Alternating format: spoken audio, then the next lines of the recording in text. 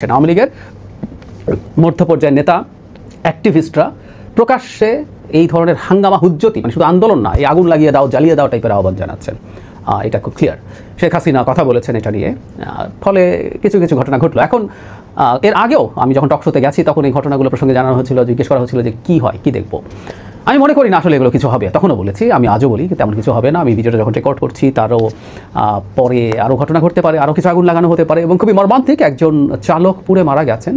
এই ধরনের কর্মকাণ্ড তারা করতেই পারে। মানে একটা সরকার সর্বোচ্চ সতর্ক থাকার পরও এটা অসম্ভব না কোনোভাবেই যে কিছু লোকজনকে টাকা দিয়ে গভীর রাতে ভোর রাতে একটা বাসে আগুন লাগিয়ে দেওয়া, কিছু ককটেল একটা ফাটিয়ে চলে যাওয়া, এগুলো খুব অসম্ভব ব্যাপার না। এগুলো করা যায়, আওয়ামী লীগের কাছে টাকা আছে এবং টাকা দিয়ে তারা এই কাজটা করাতে পারবে। কিন্তু মানে আমরা প্রায় শুনতাম না আওয়ামী লীগ বিরোধী দলে গেলে সে দেখিয়ে দিতে পারে ইত্যাদি ইত্যাদি, খুব শুনতাম। কী করছে আসলে? ওদের হ্যাডাম নেই, আসলে নেই। এই কথা আমি সবসময় কন্টেস্ট করেছি। 21শে আগস্ট গ্রেনেড হামলা যখন হলো আমার মনে হয়েছিল তারা এমন কিছু করবে যে সরকার পড়ে যাবে। কিচ্ছু হয়নি। 11 সময় শেখ হাসিনাকে ধরে নিয়ে গেছে, কিচ্ছু হয়নি। আমরা শুনতাম খুব। যাই হোক, আওয়ামী লীগের আসলে ওই শক্তি নেই। আর এখনকার আওয়ামী লীগের কিছুই নাই। একটা মাস্তান সংগঠন, একটা মাফিয়া, একটা ডাকাতের দল, তার ওই নৈতিক শক্তিই থাকে না সে অ্যাক্টিভ কোনো রাজনীতি করবে, মুভমেন্ট করবে। এই ছোড়াগপ্তা কিছু কাজ করার চেষ্টা করতে পারে টাকা দিয়ে। আওয়ামী লীগ তো আছেই, তার সাথে ভারতের এজেন্টরা আছে, কাজ করছে। সো এসব কিছু হতে পারে। এটা নিয়ে মেজর চিন্তা করার মতো কিছু আছে বলে মনে হয় না। তবে তারা এটার মাধ্যমে এটা ফ্যাক্ট যে এই প্রথম তারা কিছু করতে পারছে, এই ধরনের একটা জিনিস দেখাতে পারলো। আগুন লাগানো হোক, বোমা ফাটানো হোক, তাতে যেটা হয় আওয়ামী লীগের দেশে যারা আছে তাদের কাছে মনে হবে আওয়ামী লীগ বেঁচে আছে, এই একটা বোধ তাদের কাছে যাওয়ার সম্ভাবনা আছে। এবং সরকারও আমার মনে হয় প্রকাশ্যভাবে অনেক বেশি প্রতিক্রিয়া দেখিয়েছে। সরকারের উচিত ছিল ভেতরে স্টেপ নেওয়া, বাইরে অল্প ব্যাপার যে আমরা সব সময়ের মতো আমাদের নিরাপত্তার ব্যাপারে সতর্ক আছি, কিন্তু আওয়ামী লীগের জন্য এটা করছি, ওটা করছি, সেটা করছি, এই যে নানান কিছু করছি, নানান পদক্ষেপ নিচ্ছি বলে মানুষকে আশ্বস্ত করার চেষ্টা হচ্ছে। এর মাধ্যমে রাদার আওয়ামী লীগের এটাকে ট্র্যাকশন দেওয়া হয়েছে, গুরুত্ব দেওয়া হয়েছে। এটা প্রয়োজন ছিল বলে আমি মনে করি না। আওয়ামী লীগ যে পথে যাচ্ছে আমি সেইটা নিয়েও কথা বলবো, এটা একেবারেই ভুল পথ। এর মাধ্যমে আসলে কোনো লাভ কিছু তাদের হবে না। কিন্তু তারা যেটা অর্জন করতে চাইছে সেটা হয়তো খানিকটা পারবে, যে তারা বেঁচে আছে। এবং এই যে আওয়ামী লীগ আলোচনা হচ্ছে, আওয়ামী লীগ হুজ্জতি করছে, আওয়ামী লীগ নৃশংসতা করছে, আওয়ামী লীগ হটকারিতা করছে, এগুলো আলোচনার মধ্যে আছে সারা দেশে। এখন এটা আলোচনা, পত্রিকার নিউজ হচ্ছে, এটা তাদের লাভ এক অর্থে। তাদের যেসব লোকজন দেশে আছে তারা কেউ কেউ এটা পছন্দই হয়তো করবে। যদিও এটা রিয়াকশন হচ্ছে আমাদের জনগণ। এই অল্প দিন আগে তুমি পালিয়েছো দেশের এত মানুষকে মেরে, হত্যা করে, আহত করে, জখম করে, বিকলাঙ্গ করে, অন্ধ করে, এই কদিন না যেতে আবার এটা শুরু করেছে। এগুলো করার মাধ্যমে জনগণের মন থেকে আওয়ামী লীগ আরও ধ্বংস হবে। যদিও আওয়ামী লীগ জনগণের কাছে পৌঁছতে চায় বলে আমার মনে হয় না। সে তার কর্মী সমর্থককে উজ্জীবিত করতে চায় এবং আওয়ামী লীগের কর্মী সমর্থকরা এগুলো খাচ্ছে হয়তো। যেটা বলছিলাম, তাদের একটা আন্তর্জাতিকভাবে একটা জিনিসের তারা ন্যারেটিভ তৈরি করার চেষ্টা করতে পারে এই ঘটনাগুলো ঘটানোর মাধ্যমে। সেটা হচ্ছে এই আওয়ামী লীগকে নিষিদ্ধ করে রাখার কারণেই আওয়ামী লীগ এখন এই ধরনের জঙ্গি, এই ধরনের নাশকতা, এই ধরনের নৃশংসতার পথে যাচ্ছে। সুতরাং আওয়ামী লীগকে যদি রাজনীতি করার অধিকার দেওয়া হতো তাহলে আওয়ামী লীগ এগুলো করতো না। এই ন্যারেটিভটা কেউ কেউ তৈরি করতে পারেন বলে আমার মনে হচ্ছে। আমরা খেয়াল করেছি জাতিসংঘের রিপোর্টে পর্যন্ত আওয়ামী লীগ নিষিদ্ধ করার বিরুদ্ধে কথা ছিল, যদিও তারা শেখ হাসিনাকে খুবই স্ট্রংলি কন্ডেম করেছে যাবতীয় কিছুর জন্য। কিছুদিন আগে হিউম্যান রাইটস ওয়াচের সাথে আরও কয়েকটা মানবাধিকার সংগঠন মিলে বাংলাদেশকে নিয়ে যে রিপোর্ট করেছে, সেখানেও আওয়ামী লীগকে ওপর থেকে তার কর্মকাণ্ডের নিষিদ্ধ করা হয়েছে, যে এক্সিকিউটিভ অর্ডার দিয়ে সেটা তুলে নেওয়ার কথা বলা হয়েছে। ইনফ্যাক্ট আমি আবারও বলি, এটা নিয়ে বারবার কথা বলা হয়েছে, বিচারিক প্রক্রিয়া একটা দল নিষিদ্ধের পক্ষে আমরা কথা বলেছি। সো আইসিটিতে আওয়ামী লীগের বিচার হোক। এবং সেই দুঃখজনক হচ্ছে এখনও সেই বিচারের কোনো ভিজিবল তেমন কিছু আমরা দেখতে পারিনি, ভেতরে কী হচ্ছে জানি না। কিন্তু তার কর্মসূচি যে নিষিদ্ধ করা হয়েছে, যে কারণে সে এবার নির্বাচনে পার্টিসিপেট করতে পারছে না, সেটা কিন্তু এক্সিকিউটিভ অর্ডারে সন্ত্রাস দমন আইন 2009 যেটা, সেটার মাধ্যমে করা হয়েছে।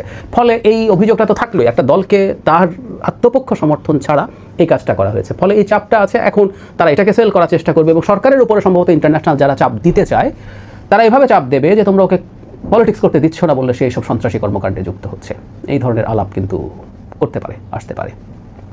আর সর্বশেষে যেটা বলতে চাই, আওয়ামী লীগ ভুলের পথেই আছে। শেখ হাসিনা যতদিন এই দলের মধ্যে থাকবেন ভুলের পথেই থাকবেন। যদি তাদেরকে রাজনৈতিক দল হিসাবে ফিরে আসতে হয়, তাকে রাজনীতি করে ফিরে আসতে হবে। মানে এইসব সন্ত্রাসী চোরাগোপ্তা করে কিছুটা ডিস্টারবেন্স তৈরি হতে পারে, কিছু মানুষকে হত্যা, টার্গেটেড কিলিং করানো যেতে পারে, কিন্তু দিনের শেষে ওর রাজনীতি দাঁড়াবে না। এটা দিয়ে তার অবস্থান বা সে টিকে আছে জানান দিতে পারে, কিন্তু রাজনীতি দাঁড়াবে না।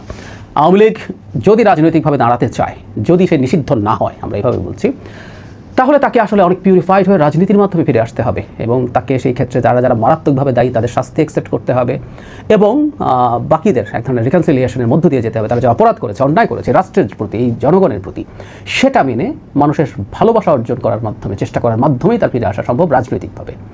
আর আসলে এসব করে কিছু হবে না, কিছু ডিস্টারবেন্স ছাড়া। আর আরেকটা কাজ করার আছে, সেটা হলো ভবিষ্যতের কোনো সরকারকে তারা সংগঠিত হয়ে একটা গণ অভ্যুত্থান ঘটিয়ে দেয়া।